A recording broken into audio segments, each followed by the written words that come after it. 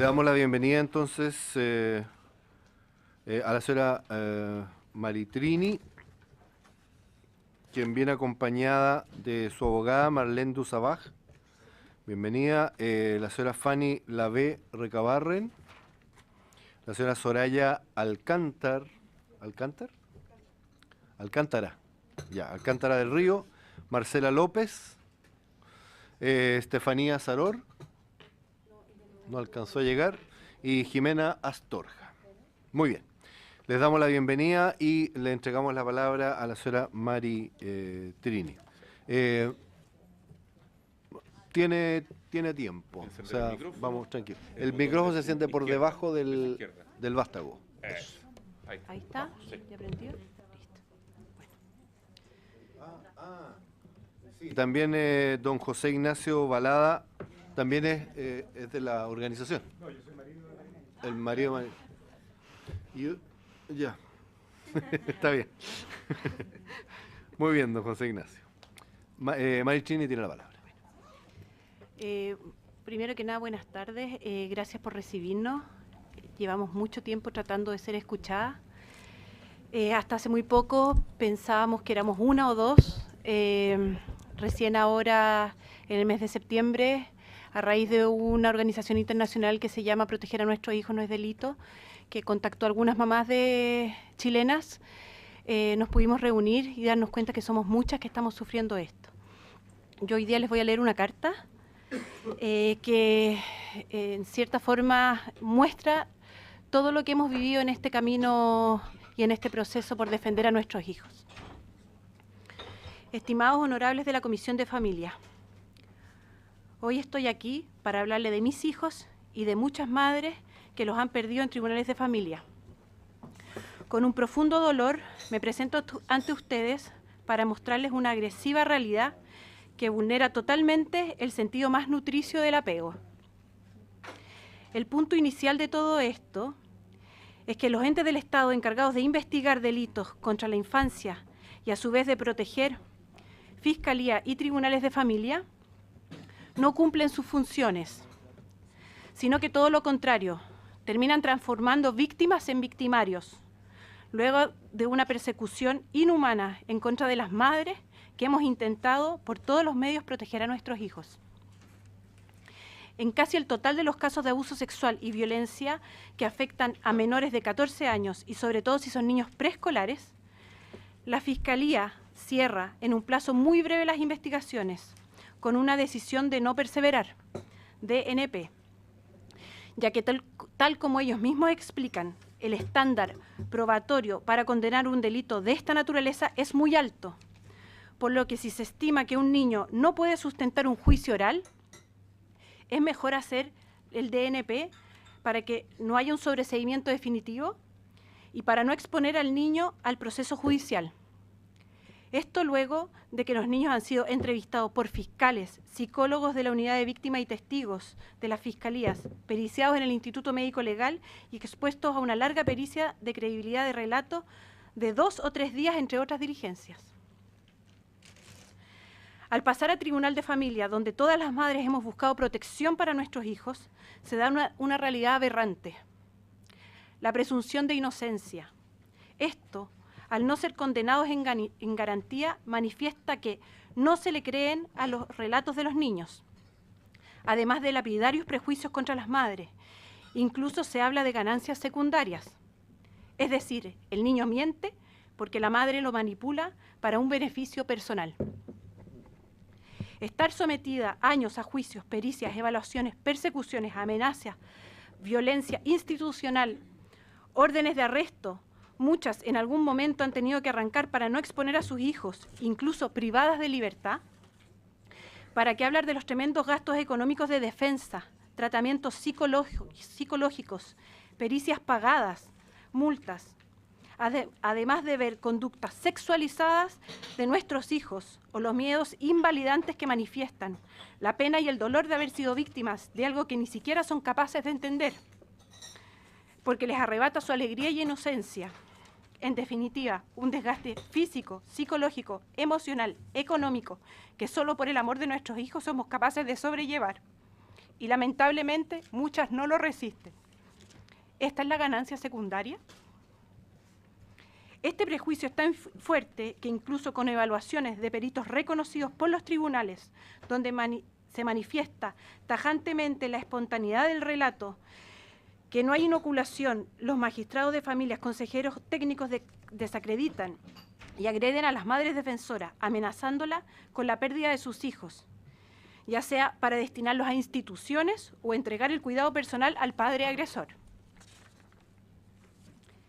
En Chile, las madres perdemos el cuidado personal cuando se hace una denuncia de abuso sexual o BIF contra el progenitor, por incumplir el régimen de visita con el agresor.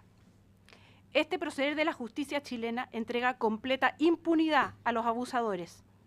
Y aunque los niños vuelvan a vivir y revelar episodios de violencia, como madres nos dejan completamente atadas de manos para proteger a nuestros hijos.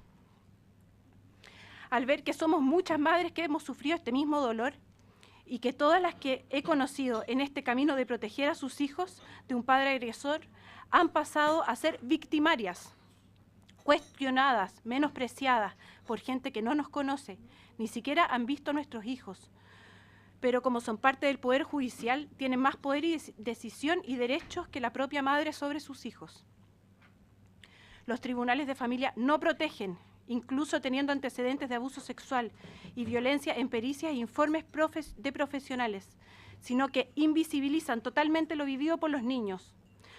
Luego de decretar sobre las madres protectoras varias órdenes de arresto, pago de multas, firmas mensuales en carabineros, evaluaciones, pericias y revinculaciones en centros privados establecidos por los tribunales de familia, además de por años estar expuestas a distintos tribunales de garantía y familia, finalmente nos arrebatan a nuestros hijos, porque cometimos el grave delito de creer en nuestros hijos, en su relato, protegerlos y hacer la denuncia correspondiente. Los centros privados, entre paréntesis, Novasum, Profam, Revincularse, CIEPS, Templanza, entre muchos otros, así como muchos peritos particulares que trabajan para los tribunales, no cuentan con protocolos establecidos de intervención, ni de tiempos de estas. Cada uno decide lo que hace y cómo. No tienen capacitación en abuso sexual infantil y no se les exige, tampoco supervisión de ningún ente fiscalizador. Llegando incluso algunos a ejercer la profesión de psicólogos y peritos sin serlos, atendiendo a niños psicólogos de adultos, y si uno solicita tener a la vista el currículum de un profesional, antes de comenzar una intervención, lo niegan o se molestan. Junto con esto, al comparar varias pericias de un mismo centro se manifiesta como burla el copy-paste, evaluaciones iguales de personas muy diferentes. Tampoco está regulado el arancel, por lo que cada uno cobra lo que quiere y como es ordenado por el tribunal, no hay opción. Se nos acusa de un inexistente síndrome según la OMS, síndrome de alienación parental, el SAP, solo por proteger. Los derechos de las mujeres, madres y sus hijos e hijas se ven aniquilados con el uso del inexistente síndrome como prejuicio. Es vergonzoso y debería avergonzar a un país que los derechos de los más necesitados de protección se vean pisoteados en pro de defender una ideología patriarcal y misógina. Ante la duda, en casos de haberla, ha de ser el niño o niña quien debe ser protegido. Enviar a las niñas o niños a convivir con quienes les maltrata y abusa, quien les humilla y les roba su infancia, es un delito de lesa humanidad y como tal debería estar contemplado. Lo que viene pasando en Chile con la infancia es tortura, un crimen aberrante en que el Estado chileno está siendo cómplice activo. Es por esto que solicito a esta comisión tomar conocimiento de estos hechos que relato y pido encarecidamente enfatizar en la protección de los niños y niñas de Chile sobre cualquier otro derecho. Me despido con el corazón apretado y compartiendo el dolor de muchas madres y niños de este país. Gracias por escucharnos. Muchas gracias, Maritrini, por tu testimonio. Yo no sé si la abogada va a tomar la palabra. Sí, le damos la palabra entonces a Marlene Dusabaj. Está el botón de debajo del Dusabaj. Como Tribunal Constitucional. Marlene Dusabaj. Muchas gracias, honorables diputados, por habernos recibido en esta comisión. La verdad que la señora Maritrini, que es mi clienta, la organización de madres se ha reunido hace muy poco, no las conocía personalmente, pero la verdad que me imagino sus historias porque son muy parecidas. Soy una abogada que me dedico al ejercicio privado, no tengo vínculos con nada, ningún partido, por supuesto, toda persona tiene sus sensibilidades, pero no es ese el tema. Esto es un tema de derechos humanos. Yo voy a plantearlo desde el punto de vista del derecho. Tenemos niños que han sido reconocidos como sujetos de derecho. Se reconoce a los niños el interés superior del niño. El Estado de Chile tiene una responsabilidad para promover, garantizar los derechos de los niños y también para resguardarlos. Promover, garantizar y proteger los derechos de los niños. Se reconoció en la Ley de Tribunales de Familia en el artículo 16 el interés superior del niño. Eso significa que ningún interés debe estar por sobre él. Bueno, venimos de una cultura donde los adultos son quienes manejan todas las cosas, donde los niños, que antes se les llamaba niños, niñas y adolescentes, la forma moderna de llamarle, antes se les llamaba menores, como menores personas, como menos personas. El niño valía en la medida que valía un adulto.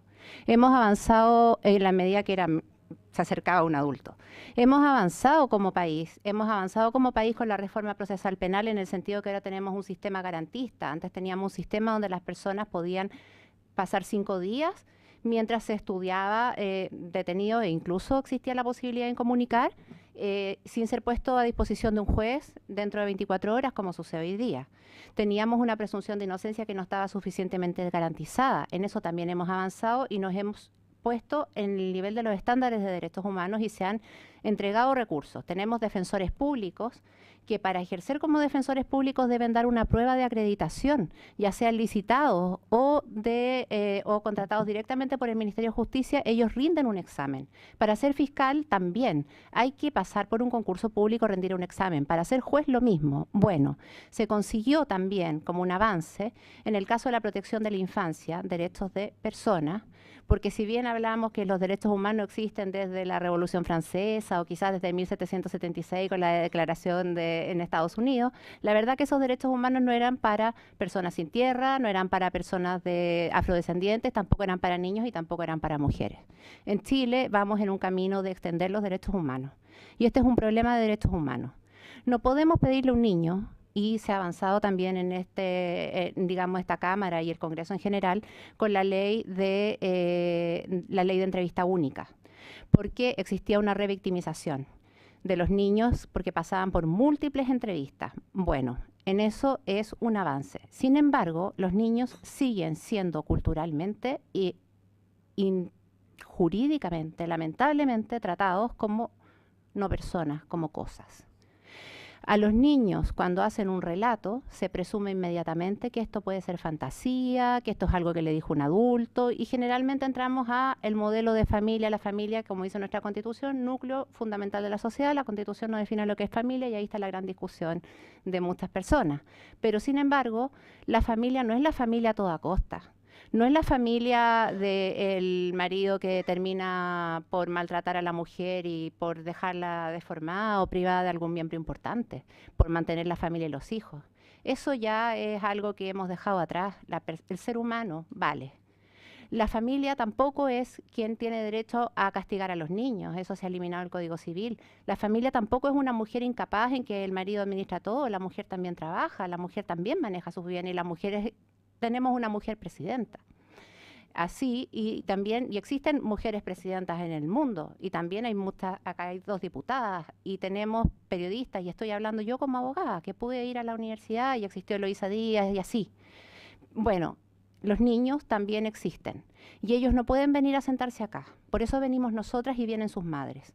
Los niños, cuando sufren un tipo de agresión, como es la agresión sexual, que también vamos a tener que sacarnos el velo de lo que pasó con la violencia intrafamiliar. ¿La violencia intrafamiliar qué era? Era un problema de alcoholismo en los sectores rurales, de gente con poca educación. Eso no sucedía en la gente educada. Resulta que ahora sabemos que existe el maltrato económico, sabemos que existen los golpes de altos ejecutivos en este país de personas. Todos podemos ser autores o víctimas de violencia intrafamiliar. Incluso hay una sentencia del Tribunal de Estrasburgo que habla de una mujer doctora en Bélgica, postdoctorada, que se le negó la justicia por su nivel cultural y se consideró discriminatoria. Todos podemos ser víctimas de violencia y todos los niños pueden ser víctimas también de abuso sexual. El abuso sexual no significa pedofilia, el abuso sexual no significa un sujeto anormal. El abuso sexual lo cometen hombres, mujeres, lo puede cometer cualquier persona. Las estadísticas nos muestran que son más hombres que mujeres. El abuso sexual responde a una estructura de dominación de un otro que toma de un otro victimario, agresor, que toma al otro como un objeto. Y las estadísticas también nos muestran que la gran mayoría de los abusos sexuales son intrafamiliares.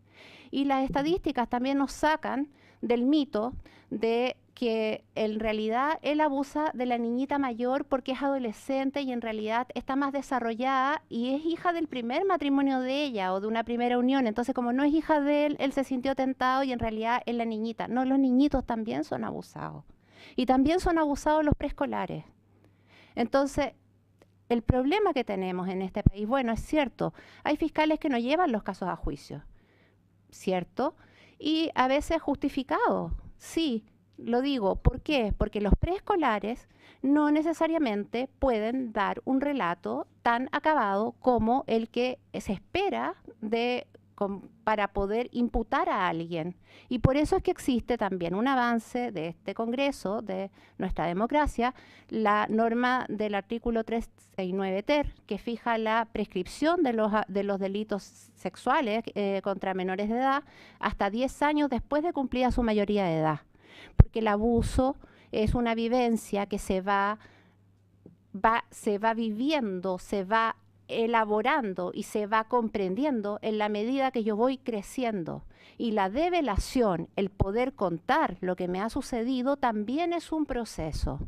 Y eso se reconoce y se reconoció y por eso es ley. E incluso en algunos lugares es imprescriptible y existe un movimiento que habla de hacerlo imprescriptible. Pero voy al caso de los niños, sobre todo preescolares.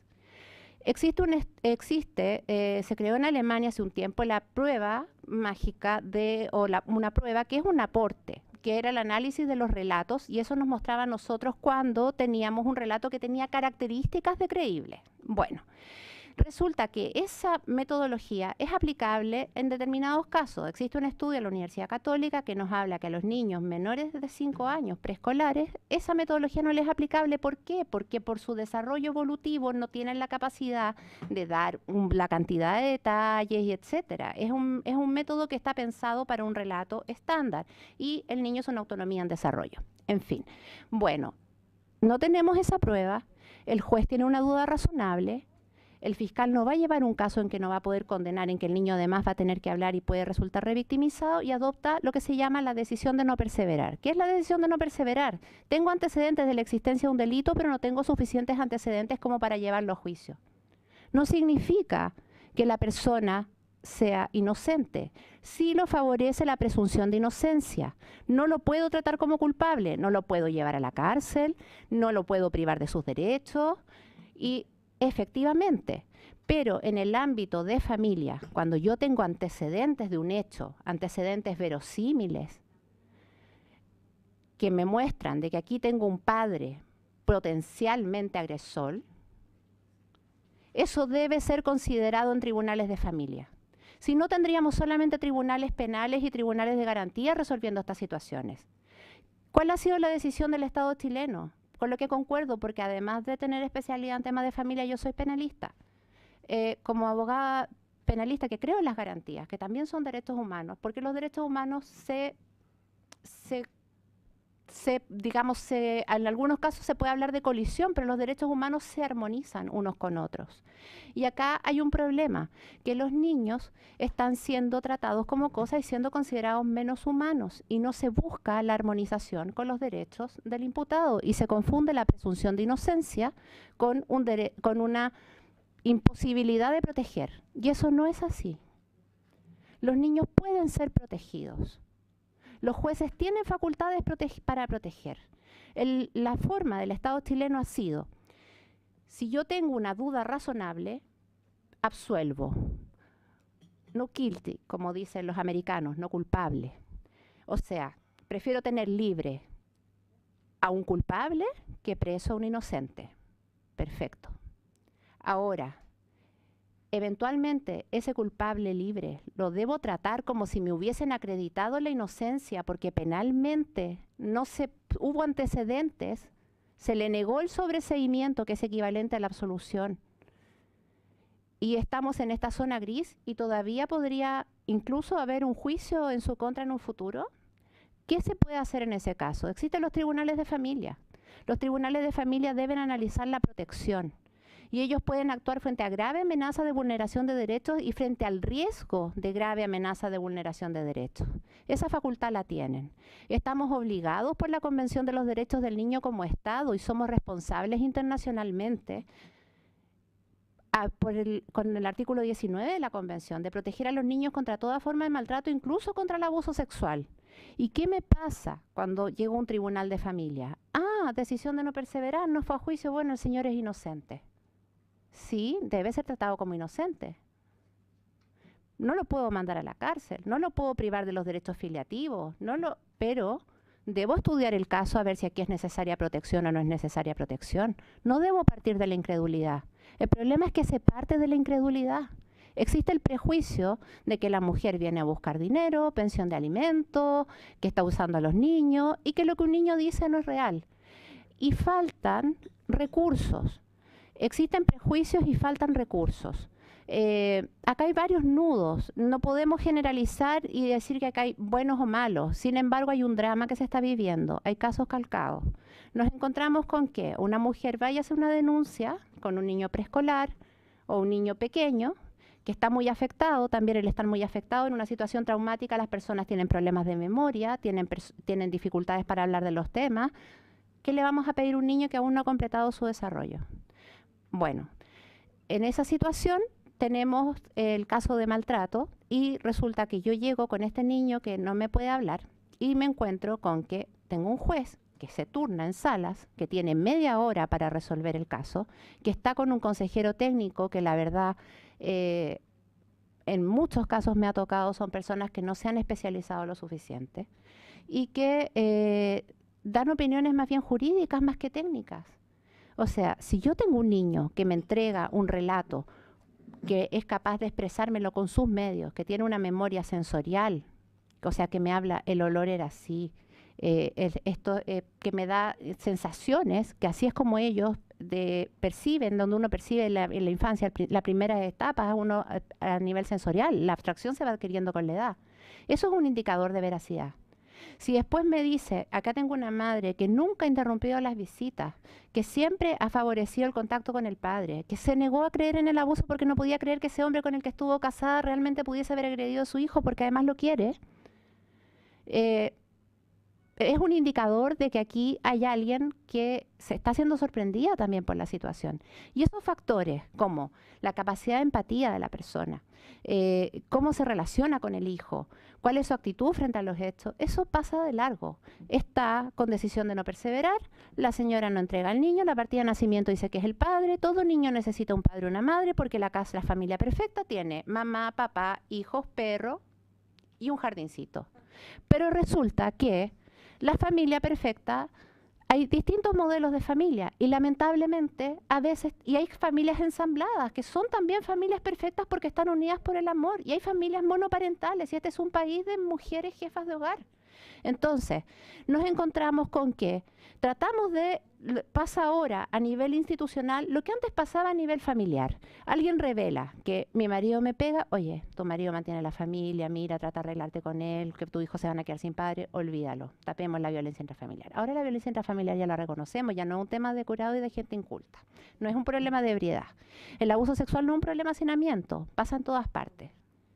El abuso sexual es un problema de abuso de poder. Entonces, ¿qué sucede acá? Que, bueno, salvemos la familia. Mandémoslos a todos a terapia. En realidad, si no se pudo acreditar y era tan chiquitito, a lo mejor no pasó, señora, a lo mejor usted entendió mal. Quizás él estaba hablando que lo tocó cuando lo estaba bañando. Y esa es la tendencia. El problema es que el niño le contó a la madre, que la madre lo vio sufrir, que lo llevó donde especialistas, que empezó a presentar eneuresis, que presentó encopresis, que presentó problemas cognitivos. Entonces, le vienen a decir ahora que a lo mejor ella percibió mal. Si ella no hiciera la denuncia, sería negligente, porque no protege, falta uno de los factores protectores más básicos. No tiene empatía y no protege.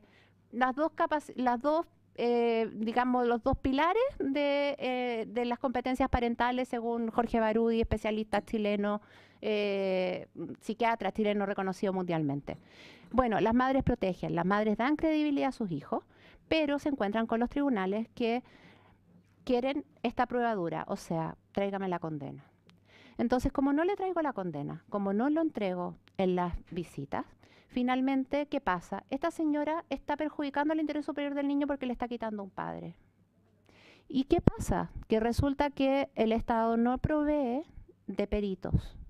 Por lo tanto, quien tiene más dinero, paga más peritos. No se controla la idoneidad técnica de los peritos. Supimos 2 casos por una investigación de CIEPS de personas que habían entregado antecedentes falsos, incluso una persona que no es psicóloga, de CIPER, que entregó antecedentes falsos, que no era psicóloga y se paseó declarando por tribunales de familia. Entonces, tenemos psiquiatras, que yo llevo varias causas y que curiosamente es el psiquiatra de todos los imputados y a todos los encuentra perfectos. Tenemos juezas, en el caso de Maritrini, en su sentencia, que por el artículo 15 de la Ley de Tribunales de Familia son públicas, señala que descarta el abuso, pese a que el Ministerio Público ni los tribunales de garantía lo descartaron, y lo descarta porque este psiquiatra, que ha hecho las pericias de todos los imputados de las causas que yo llevo, dice que no es pedófilo. O sea, fantástico, hagámosle una evaluación de pedofilia con este psiquiatra que lee la mente y así evitamos todos los abusos sexuales futuros, porque si diagnosticamos a todos los pedófilos, pero ya Lombroso y ese pasado, el derecho penal de autor no existe, existe el derecho penal de actos. Las personas se juzgan por sus actos, no por cómo yo lo evalúo psicológicamente. Entonces tenemos un juez que dicta una sentencia donde dice, descarto el abuso. Esta señora no tenía motivo para quitarle los hijos negarle el contacto al hijo con el padre, aunque el niño se orinaba cuando estaba en contacto con el padre y se aterraba de estar cerca del padre, porque no es pedófilo, y lo dice este señor. Y resulta que, ¿qué pasa cuando uno recibe un cliente que no tiene dinero para pagar pericia? No hay dónde hacer pericia. Y si va al servicio médico legal, el servicio médico legal no hace una evaluación con una metodología, con los resultados que se arrojen en la conclusión. No el relato del padre y dice no tiene patología, por lo tanto puede ejercer. Entonces, ¿en qué situación estamos? Que primero se denuncia el abuso, se dan medidas de protección muy cortas, los jueces están atentos a lo que sucede en fiscalía, como fiscalía no persevera, se entiende que el señor es inocente. Finalmente, como durante todo este proceso, la madre pidió, en algunos casos con resolución judicial, la medida de protección para poder investigar, porque, ojo, un niño que es agredido por su padre tiene un vínculo con su padre, cree que es un juego, no lo tiene claro. Entonces no va a hablar más cuando le han dicho que esto es un secreto, y más encima si habla y después del secreto me separan de él. Esto pasó porque yo hablé y además me llevan a distintas instituciones donde me están castigando por haber hablado, porque también esto lleva, el abuso sexual es un delito complejo, donde genero culpa en la víctima, genero la sensación de participación en la víctima. Entonces, ¿qué hago si yo no protejo? Mato la investigación penal. Si yo tengo investigaciones penales abiertas y no protejo, mato la investigación penal. Y si después, y con eso logro la retractación del niño, la retractación de palabras, no en su cabeza y no el daño en su personalidad. Entonces me pasa que no protejo, no perseverar, se niega las visitas y después viene el juicio de cuidado personal del padre, que dice, me ha negado las visitas y de acuerdo a la modificación del 225.2 del Código Civil, eso es uno de los factores a considerar a la hora de otorgar el cuidado personal. ¿Y qué pasa con otorgar el cuidado personal? Que ese es uno de los criterios. Pero también hay criterios como el vínculo, también hay criterios como el apego, también hay criterios como el dinero. Pero este criterio peligrosamente está empezando a primar, porque se ha metido el tema de una un famoso síndrome SAP, síndrome de alienación parental, que inventó un psiquiatra, señor Gardner, que fue condenado, fue conocido finalmente que él cometía actos de abuso y maltrato sexual infantil, y es un síndrome que no está reconocido ni en el CIE-10, que es el Manual de Enfermedades Psiquiátricas, no está reconocido tampoco en el DSM-5, que es el manual de la Asociación de Psicología Americana, que son los manuales reconocidos, no está reconocido por la Organización Mundial de la Salud, y por lo tanto a nuestras mujeres chilenas se nos está, cuando han protegido a sus hijos y quedan en esta situación de decisión de no perseverar, se les ha llegado a quitar a sus hijos por el prejuicio contra las mujeres y por la existencia de este síndrome. Y estos casos uno los ve. E incluso cuando se ha acreditado que ha habido daño en familia, aunque no haya sentencia, también está la cosa de que hay que armar la familia. Entonces, ¿cuánto tiempo va a demorar la niñita o el niñito en sanar? Entonces, lleva 3 años en terapia. Es que ahora hay que revincularlo. ¿A alguien se le ocurriría que una víctima de violación de derechos humanos, después de haber pasado por el programa FASIC, vaya a tomar oncecita con la gente que está en Punta Peuco? No, ¿cierto? Aunque perdone. No tiene, es impresentable, no se puede. Ahora, como hay una relación paterno-filial es distinto, a lo mejor en algún momento sí está preparado y quiere, pero no puede obligar a un tribunal a restablecer un vínculo forzadamente, y más en centros privados donde no controla el Estado, donde se cobra y donde los informes que se entregan son de acuerdo a la capacidad económica de la gente, porque el Estado no ofrece centros a los tribunales de familia. Entonces acá aparecen como los tribunales los peores, pero ¿a dónde deriva un juez de familia si el Estado no le provee red? ¿Qué hace un juez de familia cuando tiene media hora para una audiencia? ¿Qué hace un juez de familia que yo lo he visto en la página del Poder Judicial para ascender? Uno de los criterios es número de sentencias dictadas en un año, no calidad de la sentencia dictada en un año.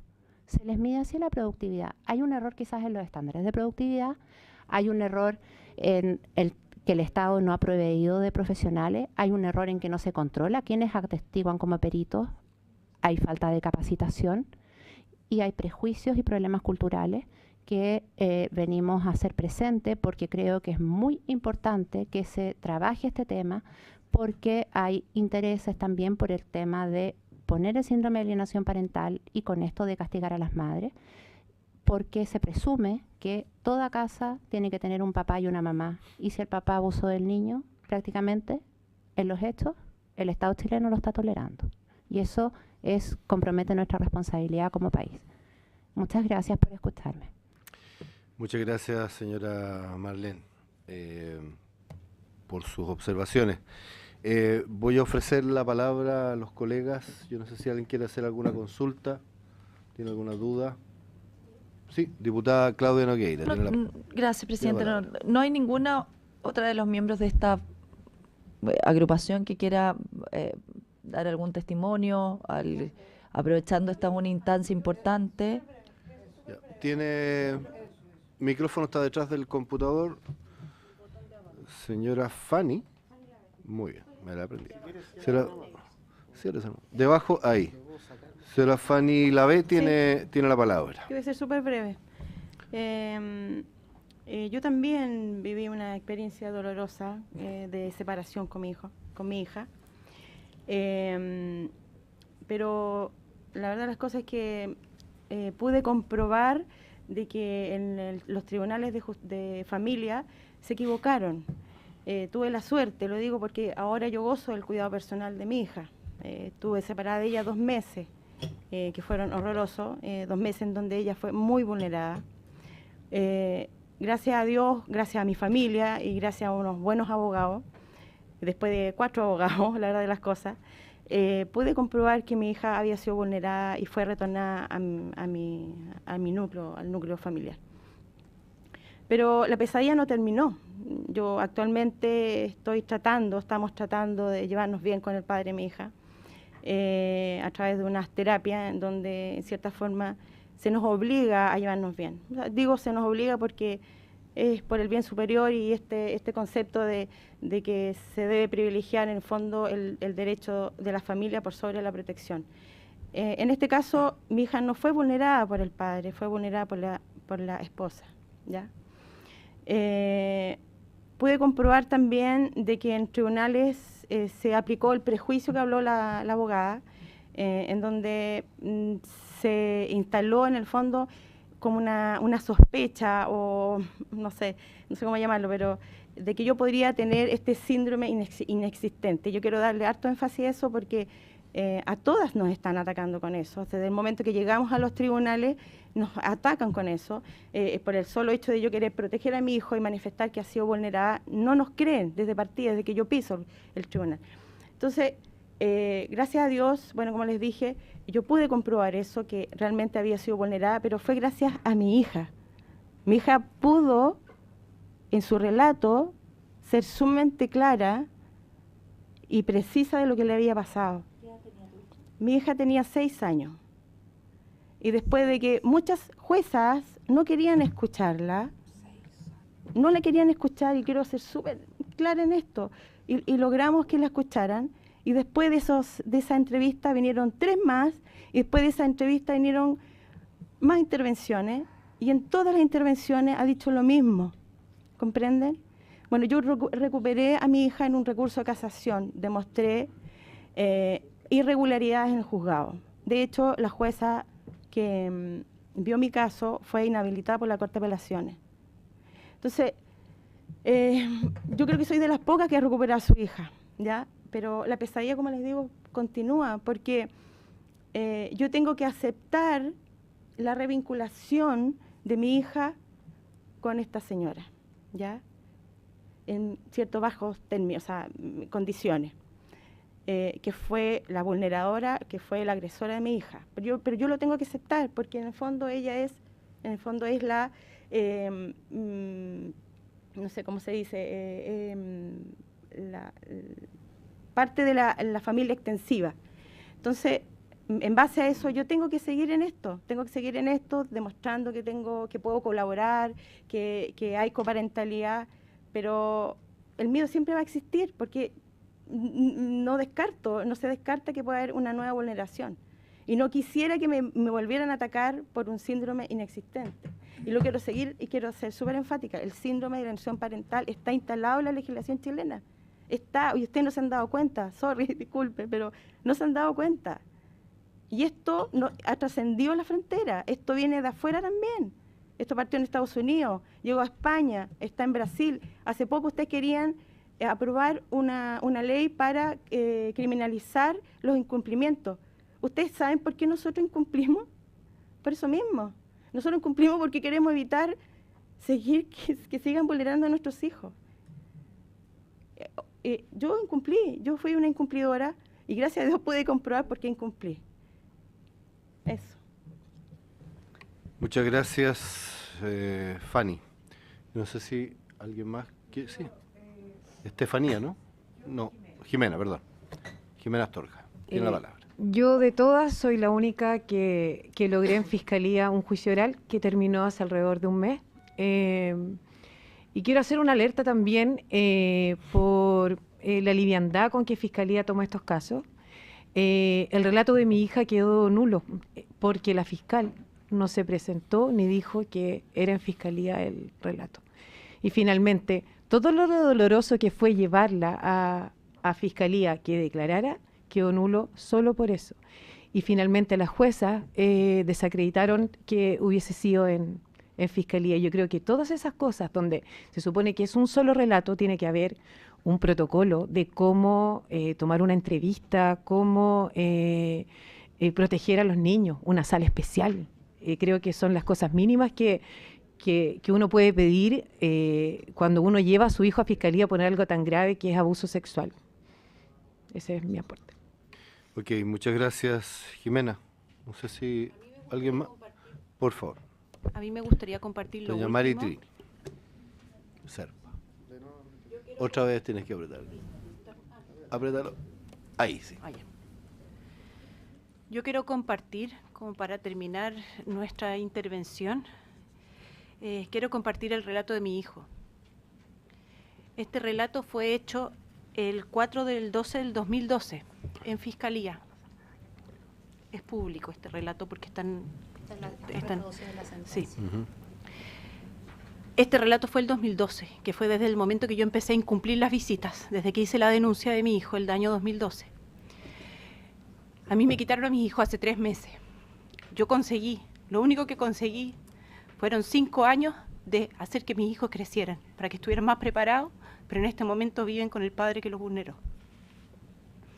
Este relato nunca fue considerado en los tribunales de familia. Yo creo que ninguna magistrado lo leyó, ni consejera técnica, y estuvo presente en todas las causas.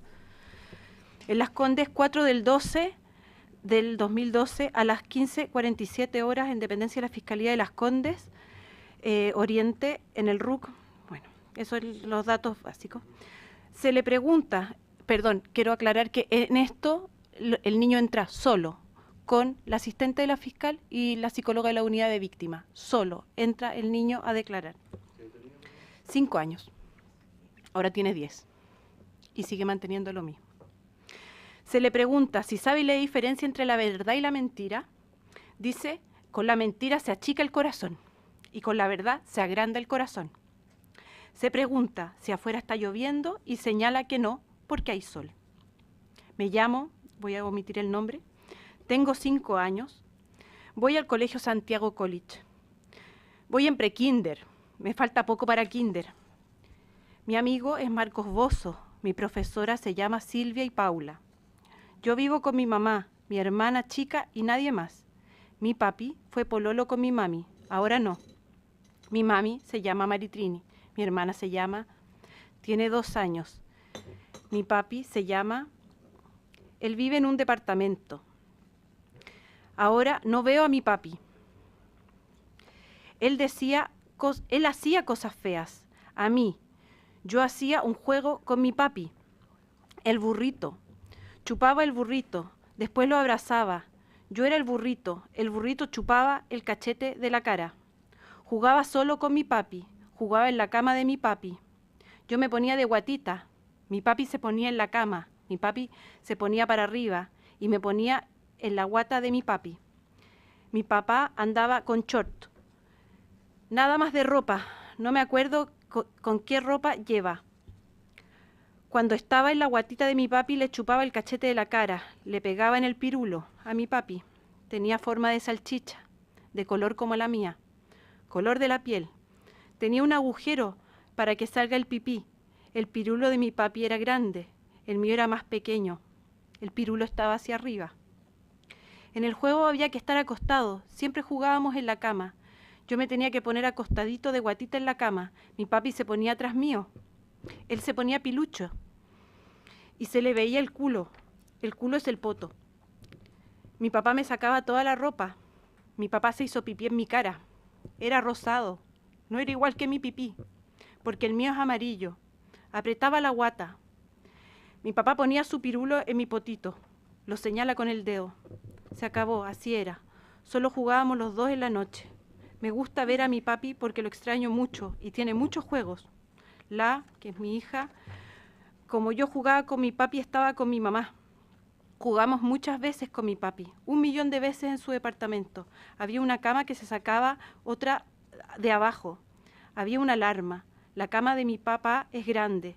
Yo iba a la cama de mi papá porque lo quiero mucho. Sin más que agregar, sale la firma de mi hijo, del asistente de la fiscal y de la psicóloga de la unidad de víctimas. Un niño no puede fantasear de algo que no conoce. Un niño no puede memorizarse un relato así. No serían las palabras expresas de un niño. Y a raíz de esto, yo empecé a incumplir el régimen comunicacional para proteger a mis hijos, que ahora no están conmigo. Gracias. Bueno, sí, un duro relato, evidentemente. A mí me gustaría consultar el por qué este testimonio no fue, cuáles son los motivos legales o por qué no fue considerado ese testimonio. Por el prejuicio que las madres inoculan los relatos, por el prejuicio. ¿Fue señalado, perdón, así expresamente por los jueces? Sí, en la sentencia sale que que sí, incluso yo he estado en audiencia sentada y que llega la magistrado que no me ha visto en mi vida y me dice, yo conozco a las mujeres como usted, yo sé lo que usted quiere. Y eso es lo que somos sometidas cuando lo único que queremos es defender a nuestros hijos. Yo logré defender los 5 años casi estando a punto de estar arrestada. En este momento sabemos de una mamá que estuvo presa 6 días. Yo no estuve presa, pero estuve con orden de arresto muchas veces, con firma mensual en Carabineros, con arraigo nacional, teniendo que cambiarme de domicilio, teniendo que por algunos periodos de tiempo desaparecer. Y así he vivido todo este tiempo y ahora mis hijos están con el padre, porque no tiene perfil, según un psiquiatra, de pedófilo. Ok, gracias Maritrini. Marcela López me ha solicitado la palabra con el micrófono debajo del eco. Ahí sí. Ahí está prendido. Otra vez. Ahí está prendido. Ahí sí. Gracias Marcela. Nuestros hijos son sacados de la casa con Carabineros. Hay orden de entrega inmediata en menos de 24 horas. Con orden de deserrajamiento, con niños gritando que no quieren ser separados de su madre. Mi hijo de 3 años fue sacado con Carabineros. Teniendo todas las magistrados que uno recibe un trato indigno, desde que te dicen, usted quiso tener guagua con el señor, ¿no? Usted se quiso casar. Teniendo carpetas investigativas con las lesiones, con los golpes que nos dan, las magistrados simplemente dicen, yo no veo lesiones, el niño tiene que estar con el padre. Mi hijo, después que el padre se fue de la casa, recién controló esfínter y empezó a hablar. Hemos tenido un retroceso, yo estoy siendo obligada, me obligaron a llegar, eso es la otra opción también que tienen los tribunales, que te obligan a llegar a acuerdos donde tú pierdes todo, si no tu hijo se va al Sename. Esa es la tortura que están usando. Tu hijo se va al Sename. O sea, tú no llegas a acuerdo, tu hijo se va al Sename. Eso es inhumano. Lo que están haciendo con nuestros hijos y lo que está haciendo Chile con la infancia no tiene perdón de Dios. Además, la consejera técnica, antes de entrar a audiencia, cuando yo ya me decidí a pedir pensión de alimento, me dijo que qué sacaba yo con pedir pensión de alimentos si yo no me iba a quedar con mi hijo. Un niño que ha sido golpeado, te amedrentan. Y pobre de usted que me esté levantando la voz, que me esté diciendo algo en audiencia, porque yo lo voy a hacer callar. Y yo no tengo ningún problema en dar nombre y apellido. Perito corrupto, Mario Uribe Rivera. Ese tipo a mí me destruyó la vida. Hasta el día de hoy. Y quiero ofrecer una mesa de trabajo como organización de madres en Chile. Hay mucho que hacer por la infancia. Chile y Panamá, ustedes saben que no tiene resguardo de la infancia. Seamos alguna vez en la vida los primeros en algo, no en alcoholismo, no en los mayores choques, no en violaciones de derechos humanos de niños y de infancia. Seamos los primeros en proteger el tesoro más grande que tenemos todos nosotros, nuestros niños y niñas. Eso. Ok, muchas gracias Marcela. ¿No? Ya. No sé si alguien de los diputados, diputadas quiere... Diputada Nogueira. Yo muy breve, porque agradecer en primer término el que estén aquí, el que se atrevan a dar testimonio duro. Presidente, a mí me gustaría, después de haber oído estos testimonios y de empatizar con el dolor y estamos viendo un proyecto de ley a propósito de justamente establecer como una falta tipo delito el que uno pueda incumplir una medida judicial, y hay casos como uno ve aquí, y la realidad escapa a toda ficción en el fondo. Entonces tenemos casos como estos y casos en que efectivamente hay mujeres o hombres que por despecho o por otras circunstancias evaden el cumplimiento de el cuidado compartido. Y eso hoy día es una realidad en que hay situaciones en que efectivamente se abusa y se ponen a los niños como moneda de cambio, y el único perjudicado es el niño. Pero hay otros casos, como los que han relatado ustedes, en que la preocupación, hoy día tenemos tenemos un sistema de protección a la infancia todavía en ciernes, tenemos una ley de garantías de la niñez, tenemos el defensor de la niñez y tenemos la entrevista videograbada que la diputada Rubilar siguió personalmente en cada una de las tramitaciones, en que uno podría decir que ya tenemos al menos un grado de protección un poco más robusto, o lo vamos a tener. Pero el drama lo estamos viviendo hoy día y creo en eso, presidente. El poder pensar, a mí me preocupa los consejeros técnicos, a mí me preocupa hoy día con la ley de garantía de la niñez, me imagino que los tribunales, el juez, el niño tendrá derecho a ser oído, porque el juez falla o toma medidas de protección a los niños, oyendo a un consejero técnico que no sabemos la idoneidad, no sabemos no sabemos la historia. Aquí estamos hablando de relaciones humanas, de lo más preciado que uno tiene, que son sus hijos. Por lo tanto, entrega a la determinación, uno tiende a no juzgar los fallos de los tribunales, porque son los tribunales los que fallan y uno tiene que acatarlo. Pero cuando uno conoce cómo se estructura ese fallo y cómo se llega a ese fallo con lo que ustedes nos han contado, que los consejeros técnicos, el tema de los peritos, donde estos peritos tampoco se sabe, no tienen protocolo de acción. Al parecer el aspecto económico es importante, porque aquellos que tienen recursos, el tribunal ordena, pero quien paga son las madres o los padres. Ahí también hay una cosa que yo creo que es, presidente, poco sana, poco transparente, que no beneficia a lo que finalmente debiera atender una sentencia, que es fallar en justicia. Y yo creo que lo que están haciendo aquí ellas es pedir justicia. Uno debiera conformarse en que cuando un tribunal falla en justicia. Pero conociendo esta historia, quisiéramos ver, presidente, qué podemos hacer como Comisión de Familia para colaborar con ustedes. Cada una tiene una historia personal dura, dolorosa, que la está llevando con sus propias redes. Pero hay otras mujeres que ni siquiera tienen estas redes, ni siquiera tienen la posibilidad de alzar la voz, de estar en la Cámara de Diputados y poder pedir auxilio.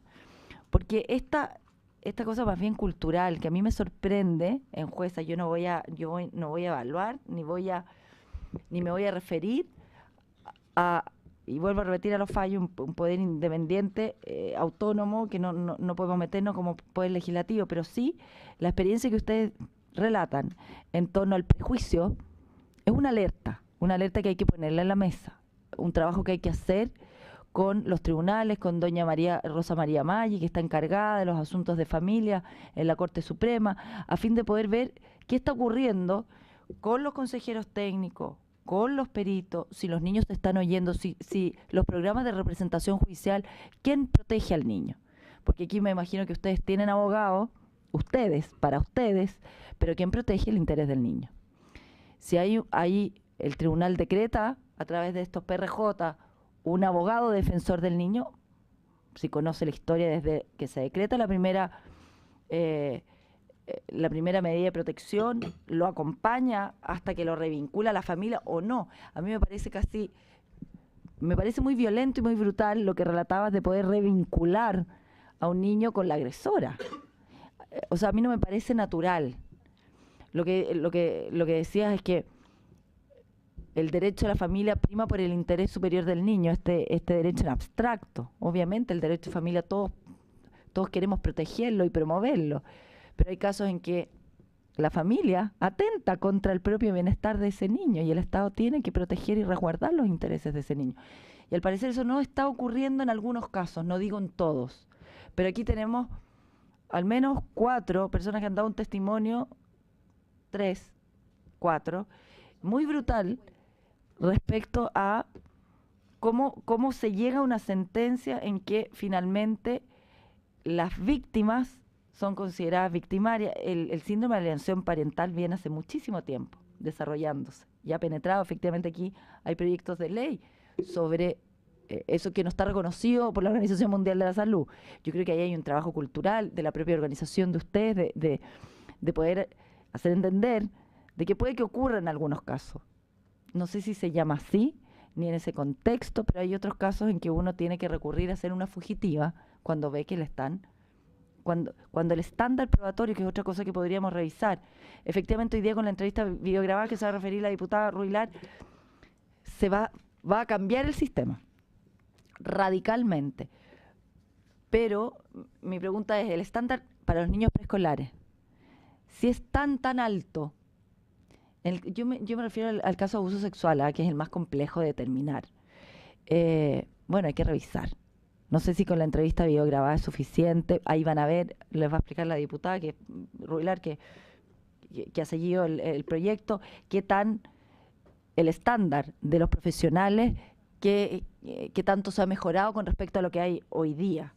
Hoy día tenemos la Convención de los Derechos del Niño, que hay que hacerla valer en cada uno de estos juicios. A pesar de no tener una ley de garantías, tenemos una convención del año 95, tenemos 26 años con una Convención de los Derechos del Niño que al parecer no se está aplicando.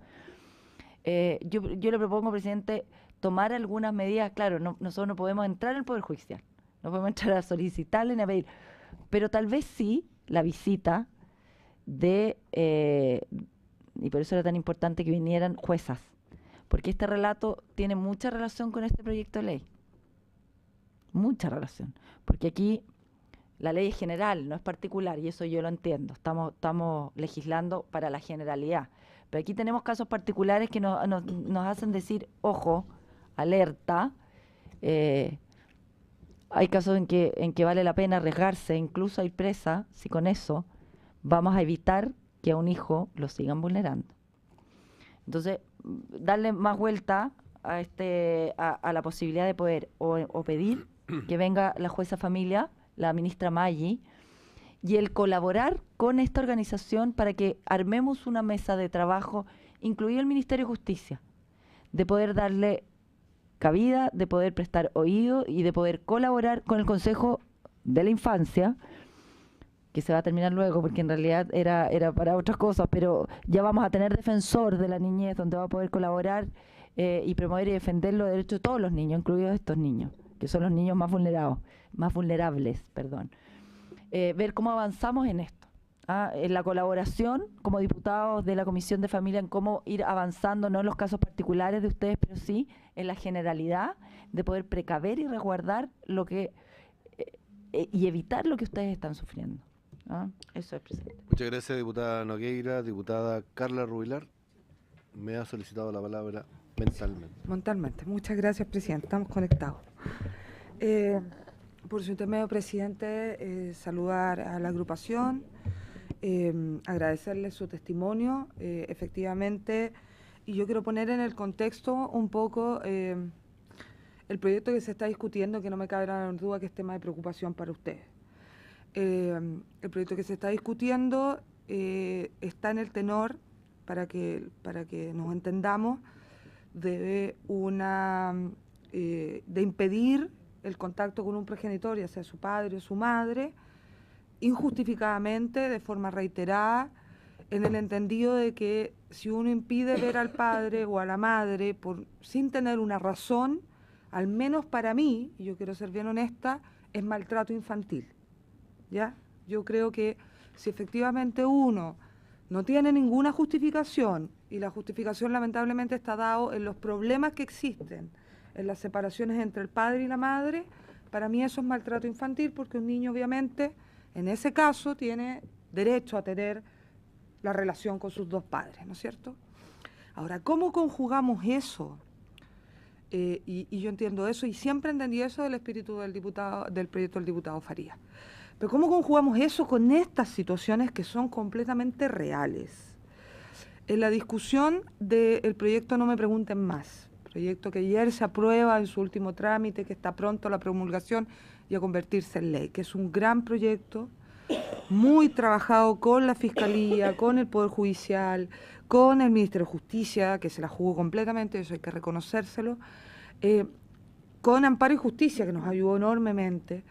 ¿Qué es lo que busca? Busca que protejamos al niño en estas circunstancias, en particular en la de abuso, que es la más dura, como muy bien lo decía la diputada Nogueira, lo que no significa que no existan otras, ¿no es cierto? Pero esta es la más dura y además la más difícil de probar. Uno de los problemas más graves que nosotros tenemos en materia de las denuncias de abuso sexual, primero es que no se denuncia. Es decir, nosotros tenemos una cifra negra gigantesca. Y cuando se denuncia, la tasa, entre comillas, de condena es muy bajita. Porque todo lo que ustedes plantean, todas las dificultades, toda la ausencia de condiciones para que el niño realmente quiera mantener este proceso tan largo, tan difícil, de una y otra vez tener que declarar ante una cantidad enorme de personas, que además con una carga, porque no son especialistas, porque no entienden lo que está pasando.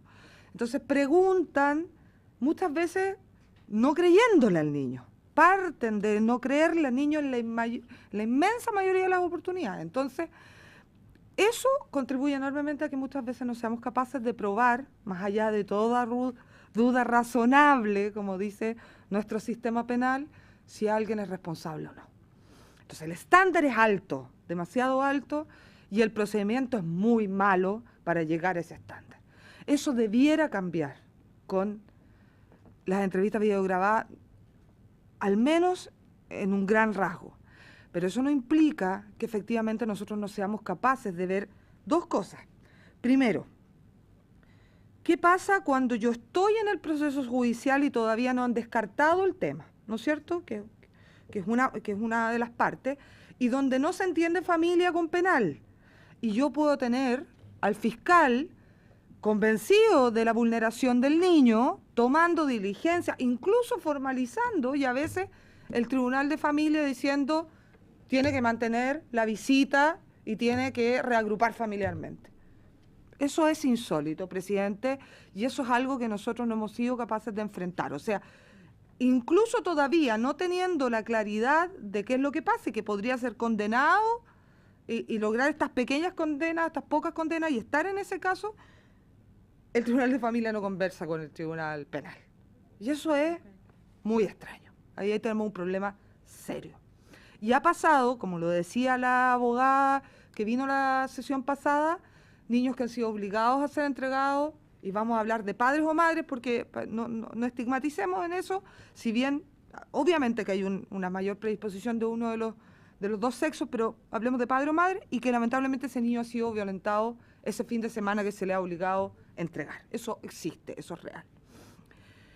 ¿Qué hacemos ahí? Y segundo, ¿qué hacemos cuando efectivamente termina, entre comillas, un juicio y no se logra probar, pero la mamá está convencida, está segura porque su hijo le dice, o su hija le dice, que esto es real, que más allá de que el perito diga lo que diga, más allá de que las pruebas no fueron suficientes según el estándar, el niño le insiste, o la niña le insiste, y la mamá finalmente opta por no entregar al niño porque, digámoslo tal cual, si cualquiera de nosotros está convencido de verdad que el niño está diciendo algo real, que yo creo que todos los niños dicen la verdad.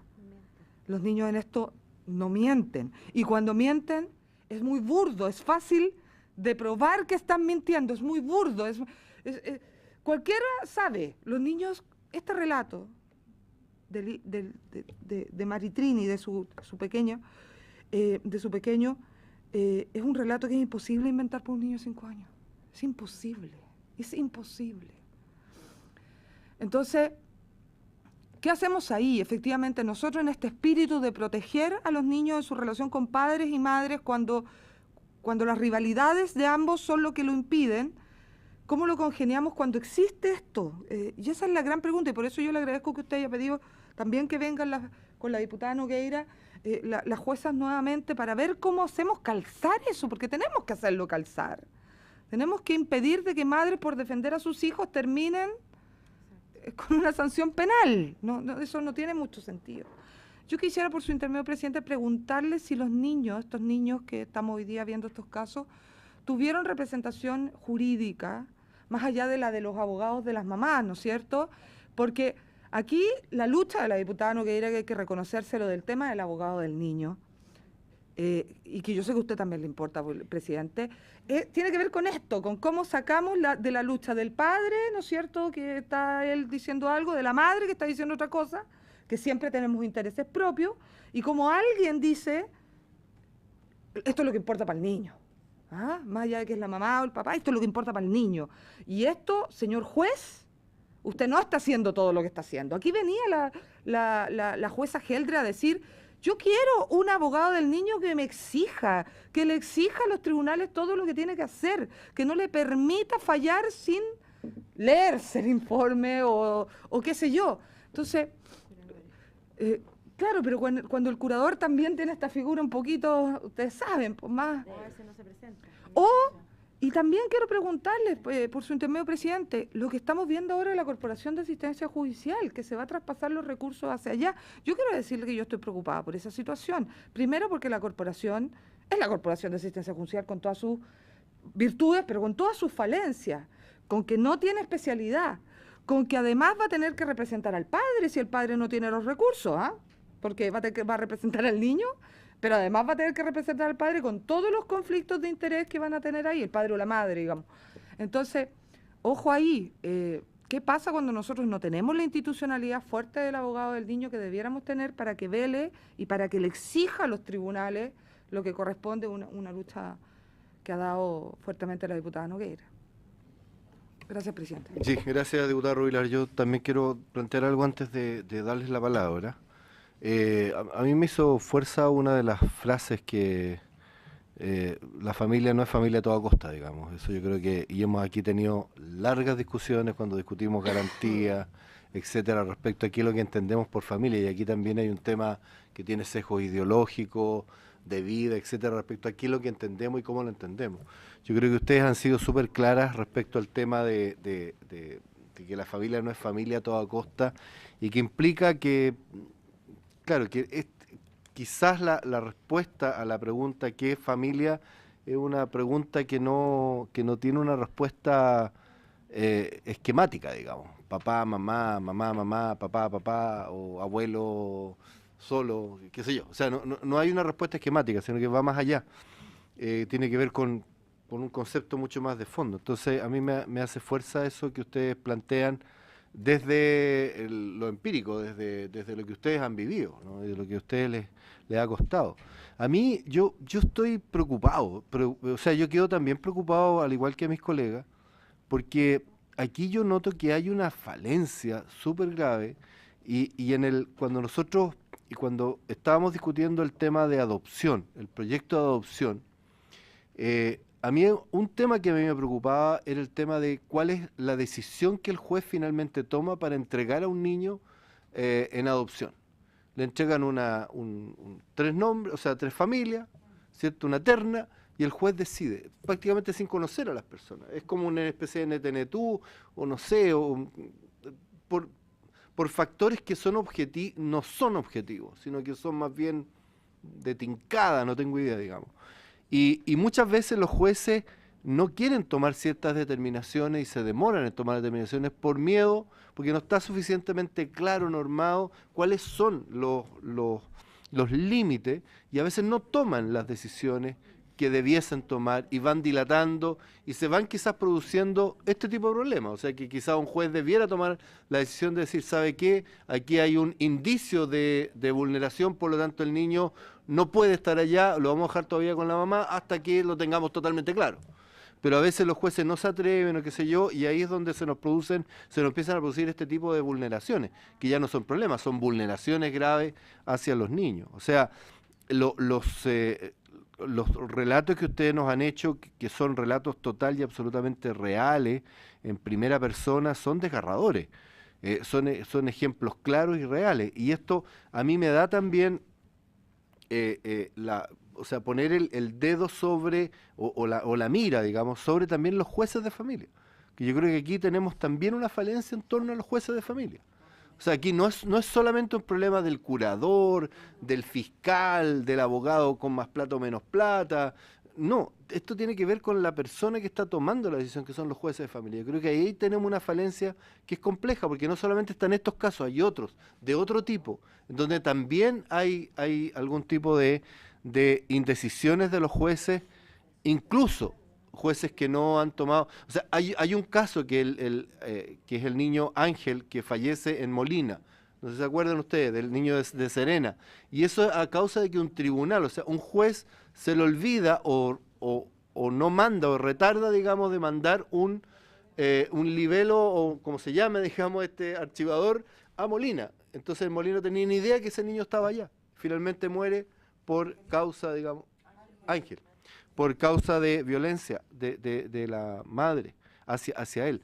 Entonces, hay falencia de los jueces. Entonces, generalmente nosotros empezamos como a mirar a los que están como por el lado, la corporación, los abogados que son más o menos malos, son más o menos buenos, el curador que no sé qué, pero el juez que está tomando las decisiones que aparentemente, no sé si no tiene todas las herramientas, no sé si nosotros lo hemos dejado demasiado abierto como para que se produzcan estas locuras. Nosotros aquí de lo que se está hablando son vulneraciones que tienen que ver con las agresiones, agresiones sexuales, agresiones distintas, digamos, que ocurren a los niños. Yo quiero insistir, el proyecto que nosotros estamos discutiendo tiene que ver con el bien superior del niño. O sea, tenemos que mirar para allá. Y estamos claros de que cuando una madre o un padre o la persona que tenga la tuición de ese niño se niega a entregarlo y tiene una razón, probada o no probada, pero tiene una razón para no entregarlo, esa persona no puede ser castigada, digamos. No puede ser castigada. Y ese es el espíritu de lo que estamos tratando de construir en ese proyecto, ¿ya? Evitar que exista manipulación por parte de una madre o un padre porque no le pagó la pensión alimenticia, porque todavía tienen problemas que está celosa o celoso de la mujer o el hombre con que está actualmente, qué sé yo, y por eso manipulan a los niños, que eso y ahí ¿quién sufre y quién pierde? El niño, obviamente. Pero tenemos que tener en cuenta estos otros casos también. Entonces, por eso se habla de reiteración e injustificado. Porque claramente para nosotros, para mí por lo menos, y bueno, obviamente para nuestras diputadas que están acá también, el tema de la vulneración, eso está por encima de todo. O sea, si hay un niño que está vulnerado, tenemos que protegerlo a como de lugar. A como de lugar. Y eso nosotros tenemos que trabajarlo de alguna manera en este proyecto y en otros más, digamos, que estamos intentando trabajar. El cómo nosotros logramos que el niño tenga una defensa real, absoluta, clara, franca, frente a una jueza, ¿no? Los niños no mienten, pero tampoco se pueden defender, pues, si no saben los niños, no saben. Ellos aman a su papá, aman a su mamá, es su papá y es su mamá. Y eso es así. Entonces nosotros tenemos que estar por sobre eso. Bueno, yo no solamente eso, decirles que tremendamente conmovido con lo que usted... Y más que conmovido, también agradecerles de verdad que nos hayan dado estos testimonios, que hayan tenido la valentía además de venir, de presentarse, de mostrar sus caras, de estar aquí y contarnos de verdad, porque a nosotros nos hace bien, nos duele, pero nos hace muy bien porque vamos también empíricamente tomando los casos, ya no hablamos en el aire, ya estos son casos total y absolutamente reales. Señalar que el diputado y presidente, yo estoy presidente accidental, digamos, Fernando Mesa, lamentó mucho, o sea, de hecho él me mandó un WhatsApp y todo, el no poder estar porque él es quien solicitó que ustedes estuvieran acá, él las conoce, etcétera, y Fernando está en este momento en una misión de servicio, está afuera, digamos, en su calidad además de presidente del PAN Latino. Entonces está re complicado y nos pidió, digamos, que encarecidamente primero le diéramos un saludo y segundo, saber que por él un poco ustedes están aquí dando este testimonio. Así que les queremos dar las gracias. Yo no sé si quieren decir algo más y con eso ya vamos a cerrar. Yo quería decir una cosa cortita. Sí. Yo mandé por correo... Y las preguntas que hicieron, sí pueden mandé responder. por correo... la Convención Internacional sobre los Derechos del Niño que Chile se acogió en 1990, revisamos a la rápida nosotras las mamás sin abogados de por medio, cuántos de estos artículos son vulnerados en Chile o no son respetados, los marcamos en amarillo, están ingresados. Okay. Son muchísimos, para que los revisen, por favor. Dígame. Si tienes la palabra. Voy Marlene. a tratar de hablar muy cortito. Primero, decir que dentro de la reforma de la Ley de Tribunales de Familia del año 2008, el artículo 19, se incluye la figura de curadora ad litem. Se establece esta figura para cuando exista algún interés contradictorio entre el padre o la madre o un interés independiente del niño. Se señala que debe ser representado el niño por un abogado de alguna institución de promoción o protección a la infancia o la Corporación de Asistencia Judicial. Bueno, ¿qué ha sucedido? La Corporación de Asistencia Judicial formó un equipo, por lo menos en Santiago, donde no estoy clara si son 6 abogadas y trabajan con interdisciplinario, hay psicólogos y todo. Hasta donde manejo, porque no tengo la información exacta, solo podrían saber ustedes, tienen cerca de 400 casos cada una y están sobrecargadas y no hay más personal ahí. Contra la ley, en los tribunales de familia, cuando es necesario designar un curador ad litem, designan a clínicas jurídicas de universidades, que no son instituciones dedicadas a la promoción de la infancia, y donde hemos visto, por lo menos aquí hablo a título personal, he visto el desempeño de personas que no tienen conocimiento de temas complejos como es el abuso sexual y como es el maltrato, y que además tienen este sesgo de la familia ante todo. Incluso con violencia intrafamiliar comprobado y todo, se pronuncian de que no, que aquí hay que mantener el vínculo porque esto es tan importante. Bueno, esto de la familia ante todo no es algo que existe en este momento una institución que está entrando muy fuerte en Santiago, que es una institución, fundación para la defensa de los derechos del niño. En el caso de mi clienta, que fue lo que nos preguntaron, sus hijos tuvieron una curadora de la Corporación de Asistencia Judicial que la juez la removió durante el curso del juicio porque entendió que se había alineado con los intereses de la madre. Esa es la explicación que da la sentencia. Ahora, teníamos una madre pidiendo cuidado personal, teníamos un padre pidiendo cuidado personal, el curador tenía que tomar una de las dos posiciones y tomó una posición y dijo, incluso dice que no es por falta de idoneidad técnica, se nombró a alguien de esta institución FIDEF, que es una fundación que son quienes están asumiendo estos casos. Debo comentar por una experiencia personal que estuve en una audiencia con un curador ad litem de FIDEF que dijo, hagámosla corta, si todos estos casos son iguales. Tenemos que ver cuánto le queda al niño para la reparación, o sea, la terapia reparatoria por el daño, y después de eso tenemos que empezar la revinculación. Y eso yo lo encuentro sumamente delicado. Y se me quedó en el tintero cuando dije que para ser defensor hay que dar una prueba habilitante, para ser fiscal hay que participar de un concurso público, para ser curador ad litem hay que estar en una clínica jurídica, tiene que estar copada la Corporación de Asistencia Judicial y estar en alguna de estas instituciones. ¿Qué capacitación tienen? ¿Quiénes están defendiendo a los niños hoy día?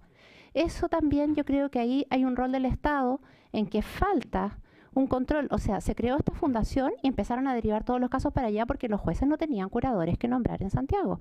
Entonces, también ahí hay un tema no menor en relación, y decirlo, en el caso de mi clienta, no sé si la colega se irá a enterar, pero ella no apeló en plazo. Tenía 5 días para apelar, tenemos la causa en la Corte para apelación, aún no se ha visto. Tenía 5 días para adherirse a la apelación, era cosa que le cambiara el recurso que presentó un día después, apelación por adhesión a la apelación, no lo hizo. Teníamos alegato, esta parte recusó esta semana y ella no se anotó, no se presentó al alegato y después entrega la información a mi clienta que ella había recusado. No, recusó mi colega, recusamos nosotros. Entonces, esa falta de defensa efectiva que existe solo en el papel es un tema delicado que también es importante de revisar. Y en cuanto al tema del proyecto que hablaba diputado y presidente, le comento una apreciación jurídica personal. La ley de menores en el artículo 48 y en el artículo 66, cuando sanciona los incumplimientos con apremios para las madres que pueden partir por arresto, o sea, por multas y terminar en órdenes de arresto, habla del incumplimiento injustificado. Primero se le apercibe a cumplir, por lo tanto debe haber un primer incumplimiento y se le debe apercibir. Se la percibe y se le dice, señora, debe cumplir. Y a uno le dan traslado, o sea, le dan audiencia donde uno puede entregar los documentos, los antecedentes que justifiquen el incumplimiento. ¿Qué me pasa a mí en el ejercicio profesional? Yo entrego informes relatos, cosas como esta, me dicen, no existiendo motivo plausible para el incumplir el régimen comunicacional y afectando esto el interés superior del niño, que es a mantener una relación directa y regular con su padre, no ha lugar, decrétese multa y finalmente decrétese arresto y finalmente uno va incluso de amparo y afortunadamente con una clienta obtuve un amparo en que la Corte de Apelaciones le pareció que los antecedentes que yo había presentado sí eran justificación. Entonces, que el proyecto tenga escrito esto de la justificación, la ley de menores antigua, ya lo tiene, no es garantía. Lo que necesitamos es un cambio en el sistema y que las sentencias deban ser fundadas. El 171 del Código de Procedimiento Civil dice que incluso en las sentencias interlocutorias los autos deben ser fundados. Yo le presento 60 documentos y me dicen que no hay motivo plausible, le pido aclaración, magistrado, por cuál de los documentos que le presenté no objetados por la contraria son insuficientes para generar un motivo plausible. Y la magistrada me decreta la multa. No me pide explicaciones. En un Estado de Derecho democrático, la motivación es la base. Todo ciudadano debe entender una sentencia. Y yo no creo que haya que bajar el estándar, y me voy a pronunciar un poquito en lo penal. Porque el estándar de la duda razonable me parece que es un buen estándar.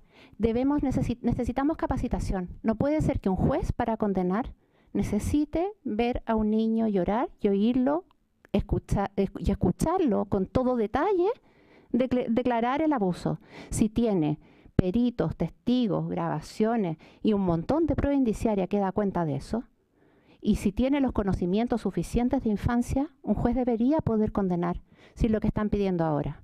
Nosotros cuando tenemos abogados, tenemos casos, tenemos miedo de llevar los casos a juicio y a veces concordamos con la decisión de la Fiscalía, porque si el niño no habla, el padre va a ser absuelto.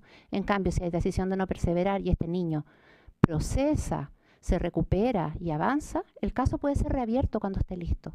Entonces, yo creo que también ahí hay un tema de capacitación importante y también de autocuidado. No nos olvidemos que los jueces también son personas que están en contacto con muchos problemas y quizás también un autocuidado. Pueden sufrir burnout, quemarse con el trabajo. O sea, ¿qué pasa con los enfermeros que trabajan mucho tiempo con los pacientes? Después alguien dice, me duele. Ya no me da compasión si todo el día me dicen me duele. Entonces, ¿qué hace el Estado también por brindar autocuidado a los jueces de familia? Porque un juez del trabajo no ve el mismo tipo de materias que un juez de familia. ¿Cuál es la carga de trabajo que tienen ellos?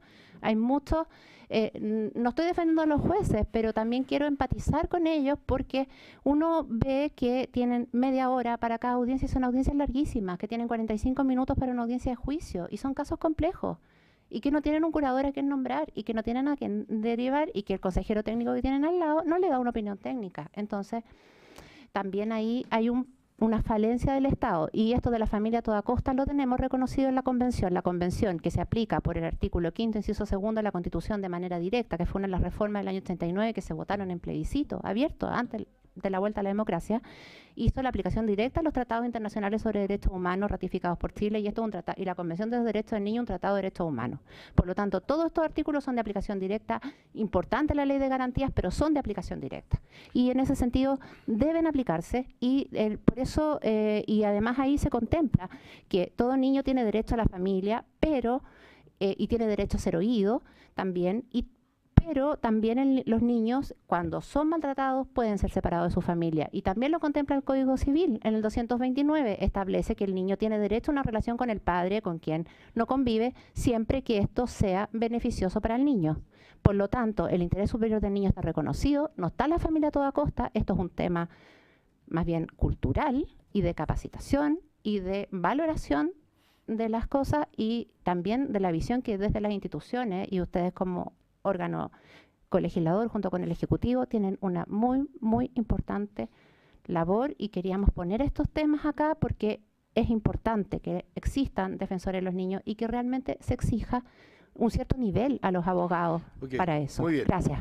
Muchas gracias, señora Marlene, a la señora Maritrini Serpa, a doña Fanny Lavé, a doña Soraya Alcántara, a doña Marcela López y a doña Jimena Astorga de la Organización Nacional de Madres de Chile. Le agradecemos de verdad todos sus testimonios. Muy bien, muchas gracias y habiéndose cumplido el objeto de esta sesión, se levanta. Muchas gracias.